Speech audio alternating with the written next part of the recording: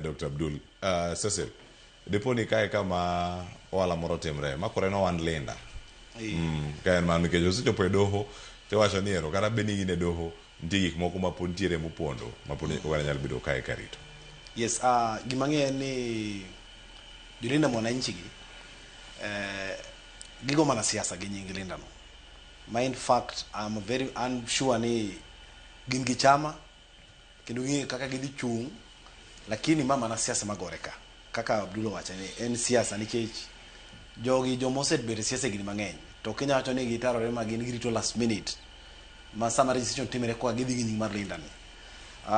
Gimanya wacho ni chik oyie ne registra tamruok register party ni, but chik wacho ni mokwongo ka dhi reserve name akunga reserve name mondi within 14 days ka ng'ato nigi objection made be ni sani emo mejo gepa ni dhi court process ma tamwe go register nying mar Linda ni.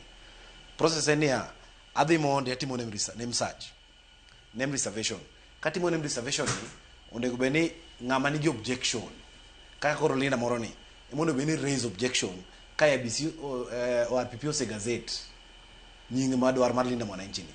Koro apane jog dhi court ni wach process, lakini ok dhi court ni wach nikech chik to en very clear section 8 mar Political Parties Act wacho ni nitie nyinge ma kosebet to ok nya yien register ni gi teko mar tamruok register nying party ni.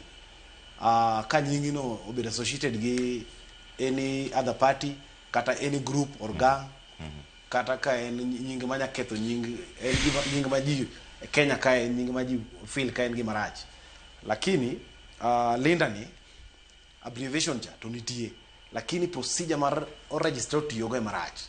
Kora pani procedure karach to outcome berach, result bet marach. Koro Linda Mwananchi ang'eni gidhi e court for one purpose. Gidhi e court okini gidhi win. Gidhi e court mondo ginyis ni ya procedure mane RPP otiyo go in political, oken legislate, oken legal. Koro mane purpose magidhi e court, but mangiso ni kata gidhi e court kata gi lose kata gi win, but they give score political points. That is the main thing. But what I know in here, Linda Mwananchi legi njo mabe react degi loso coalition miluongo ni Linda Mwananchi nikech coalition to yene register kata mana 4 months with the election, but gimagitimo ni mato siasa makata sifuna gino kofuo kaka no wacho no chama gin go kena ngene gin gidhi donjo gi chama moro ma gilinga gidita. Yes, Ero kamana ene wacho ni ka en gima dhi e court kore ni gima rito mar mondo monene kae to gidhi chopo e yo mane kata okang' mane mantiere kar kae. Mane ni jalup jatend